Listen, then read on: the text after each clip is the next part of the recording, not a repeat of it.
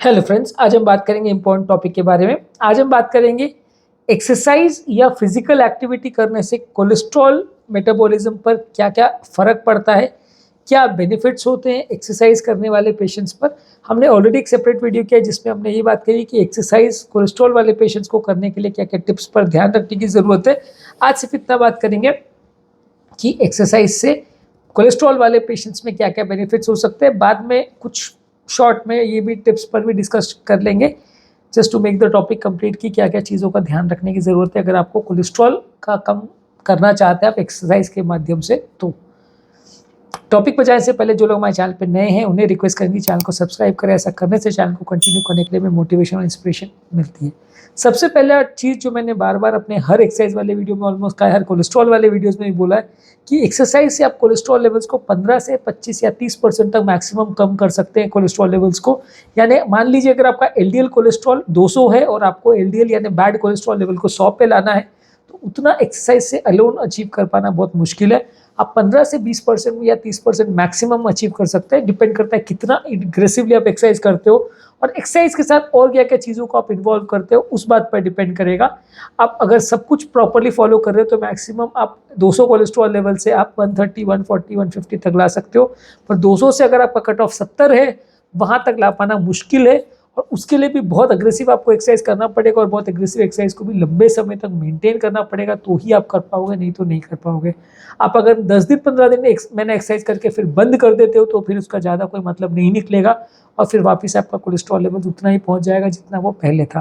तो अगर आपको लंबे समय तक अच्छा रिजल्ट चाहिए तो आपको उसके लिए उतनी अग्रेसिवली एक्सरसाइज करना पड़ेगा और उसको मेंटेन करना पड़ेगा, तो ही आपको ज़्यादा फायदा मिलेगा। जो लोग थोड़े दिन एक्सरसाइज करते हैं या थोड़ी सी एक्सरसाइज करते हैं उनको उतने कंसिस्टेंट रिजल्ट्स नहीं मिलेंगे। कुछ लोग हमको इस तरह से मैसेज करते हैं कि साहब मैंने एक्सरसाइज करी, इतने दिन एक्सरसाइज करी लेकिन मेरे कोलेस्ट्रॉल जरा भी कम नहीं हुआ, या एक्सरसाइज करने के बावजूद भी मेरी दवा की रिक्वायरमेंट कम नहीं हुई, या मैं दवा ले रहा हूँ तो मेरी दवा बंद क्यों नहीं हो पा रही, मैं एक्सरसाइज भी कर रहा हूँ।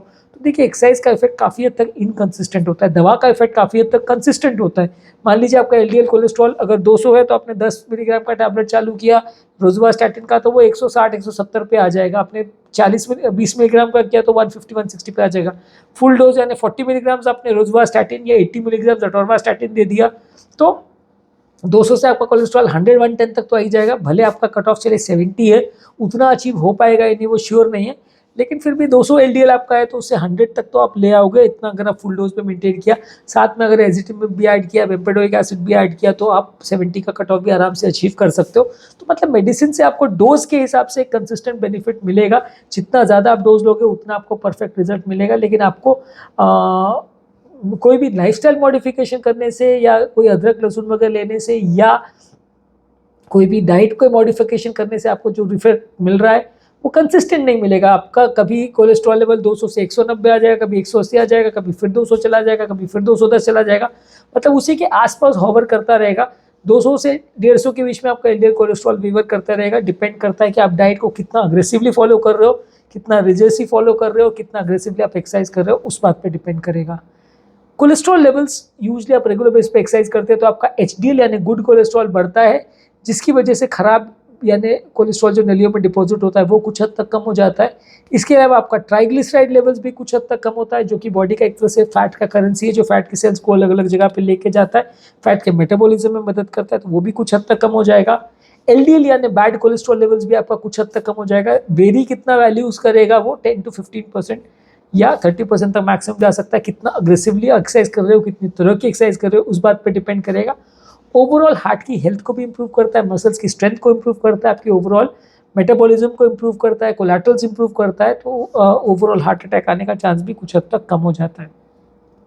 अब बात करेंगे कौन कौन से इंपॉर्टेंट टिप्स है जो आप एक्सरसाइज करना चाह रहे हो अगर, तो आपको कोलेस्ट्रॉल कम करने के लिए उनको फॉलो करना चाहिए। सबसे इंपॉर्टेंट ये है कि आपको कंसिस्टेंसी मेंटेन करनी पड़ेगी, रेगुलर बेस पे एक्सरसाइज करना पड़ेगा। आप हफ्ते में एक बार जाओगे या महीने में 4 बार जाओगे, रैंडमली कभी जाके 2 घंटे एक्सरसाइज कर ली, कभी कुछ नहीं किए, तो उससे आपके कोलेस्ट्रॉल पे कोई सिग्निफिकेंट अच्छा फर्क नहीं मिलेगा। आपको रेगुलर जाना पड़ेगा और कंसिस्टेंटली एक्सरसाइज करना पड़ेगा। एरोबिक एक्सरसाइज पे ज़्यादा फोकस करिए, वॉकिंग, रनिंग, जॉगिंग, स्विमिंग, इस तरह की ज़्यादा एक्सरसाइज कीजिए। लो इम्पैक्ट एक्टिविटीज़ करिए, मतलब वॉकिंग, रनिंग, जॉगिंग ज़्यादा कीजिए। जंपिंग और स्किपिंग या इस तरह की एक्टिविटीज़ जिससे जॉइंट पर खराब असर पड़े वो कम करिए। रेजिस्टेंट ट्रेनिंग भी कर सकते हैं यानी बॉडी बिल्डिंग भी कर सकते हैं, पर उस पर बहुत ज़्यादा फोकस मत करिए। अनलेस आपको प्रोफेशनल बॉडी बिल्डिंग करनी है तो करिए, पर अदरवाइज उतना मत करिए। हाँ, उसको करने से भी कुछ हद तक आपका एचडीएल कोलेस्ट्रॉल लेवल्स बढ़ेगा और आपका बैड कोलेस्ट्रॉल कम होगा, लेकिन हाँ, वेट ट्रेनिंग करने के बदले ज़्यादा आपको स्टैमिना बिल्डिंग एक्सरसाइज पर ज़्यादा फोकस करनी है। नेक्स्ट है कि एक्सरसाइज जो आप कर रहे हो उसको धीरे धीरे करके बढ़ाइए, स्लो लेवल पर चालू कीजिए, फिर धीरे धीरे करके बढ़ाएंगे तो ज़्यादा अच्छे रिजल्ट्स मिलेंगे। इसके अलावा आप किस अलग अलग तरह की एक्सरसाइज को मिक्सअप कर सकते हैं। किसी दिन आप, अगर आप एक ही तरह के एक्सरसाइज के बहुत फैन नहीं है तो किसी दिन वॉकिंग को जाइए, किसी दिन रनिंग को जाइए, किसी दिन स्विमिंग को जाइए, किसी दिन डांस को जाइए, किसी दिन एरोबिक्स को जाइए। अलग अलग तरह की आप एक्सरसाइज करेंगे तो हर तरह की एक्टिविटी करने से आपका बोर्डम कंपेरेटिवली कम होगा और ओवरऑल आपकी हेल्थ और फिटनेस थोड़ा बेटर आएगी, थोड़ा ही फिटनेस इंप्रूव होगी। तो आप प्रॉपर मिक्सिंग करेंगे एक्सरसाइज का तो ज़्यादा अच्छा है। साथ में हेल्दी ईटिंग भी करना ज़रूरी है। आप सिर्फ एक्सरसाइज करोगे और खाने पीने पर ध्यान नहीं दोगे या एक्सरसाइज करने के बाद बहुत ज़्यादा जंक फूड खा लोगे तो कुछ मतलब नहीं निकलेगा, कोलेस्ट्रॉल में बहुत ज़्यादा फर्क नहीं देखने मिलेगा। तो आपको कंसिस्टेंटली एक्सरसाइज के साथ डाइट पर भी उतना ही ज़्यादा ध्यान देने की ज़रूरत है। कुछ भी अगर आपको प्रॉब्लम सिग्निफिकेंट दिखता है तो, या मेडिसिन के बावजूद भी आपका कंट्रोल नहीं हो रहा है, तो आपको डॉक्टर के साथ कंसल्ट करने की ज़रूरत है। कोई एक्सरसाइज रिलेटेड साइड इफेक्ट्स भी हो रहे हैं तो भी डॉक्टर को कंसल्ट करने की ज़रूरत है।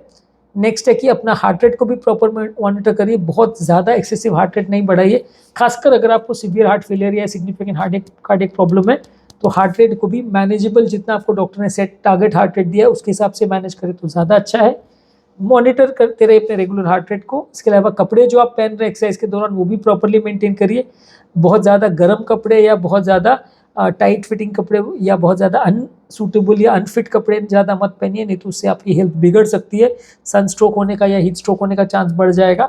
हाइड्रेशन प्रॉपर रखिए, प्रॉपर ज़्यादा पानी पीजिए, ज़्यादा मात्रा में पानी पीने से आपका ओवरऑल हेल्थ बेटर रहेगा।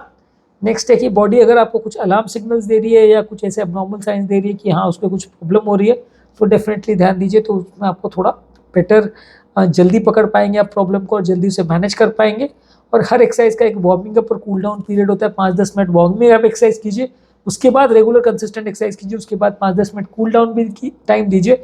इससे आपका कोलेस्ट्रॉल मेटाबॉलिज्म भी अच्छा होगा और ओवरऑल मसल्स में डैमेज या इंजरी कम होगी। आप ज़्यादा कंसिस्टेंटली एक्सरसाइज कर पाओगे और ज़्यादा रेगुलर एक्सरसाइज कर पाओगे, ज़्यादा इंजरीज नहीं होगी, तो जिम मिस नहीं होगा। तो आज के टॉपिक में हमने बात करी एक्सरसाइज के इफेक्ट कोलेस्ट्रॉल मेटाबॉलिज्म पर, इस बारे में बात की। जो लोग हमारे चैनल पर नए हैं उन्हें रिक्वेस्ट करूंगा कि चैनल को सब्सक्राइब करें। ऐसा करने से चैनल को कंटिन्यू करने के लिए हमें मोटिवेशन, इंस्पिरेशन मिलती है। जब भी हम कोई नया कंटेंट अपलोड करते हैं उसका नोटिफिकेशन आपको तुरंत मिल जाता है। जो लोग हमारे चैनल पे बहुत डिटेल वीडियोस नहीं देखना चाहते हैं उनके रेगुलर बेस पे हम यूट्यूब शॉर्ट्स अपलोड कर रहे हैं, जिसमें सारे टॉपिक का ब्रीफ 1 मिनट में समरी हम आपको देते हैं, तो आप उसे देख सकते हैं। सोशल मीडिया ग्रुप्स में उसे शेयर कर सकते हैं, फ्रेंड्स फैमिली के साथ शेयर कर सकते हैं हेल्थ टिप्स की तरह। और इसी कंटेंट को हम फेसबुक और इंस्टाग्राम में भी रील्स में अपलोड कर रहे हैं, तो आप वहाँ पे भी हमें फॉलो कर सकते हैं, तो आपको ये यूजफुल टिप्स रेगुलर बेस पे मिलती रहेंगी।